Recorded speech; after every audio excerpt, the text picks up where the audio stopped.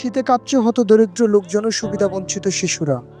এসব হতদরিদ্র মানুষের সহযোগিতায় এগিয়ে এসেছে শহরের সুবিধাবঞ্চিত শিশুদের কল্যাণমূলক সংগঠন নতুন জীবন ও কক্সবাজারের বহুল প্রচারিত মাল্টিমিডিয়া সিসিএন।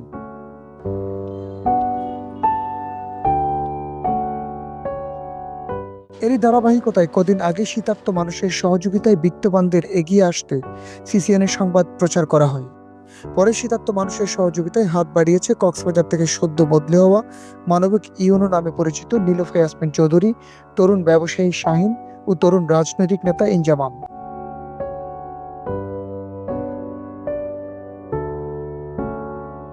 পরে সকালে শহরের গুনগাছতলায় শতাধিক দিনমজুর এবং বিকালে শহরের কেন্দ্রীয় শহীদ মিনারে শতাধিক সুবিধাবঞ্চিত শিশুদের মাঝে গরম কাপড় বিতরণ করা হয়।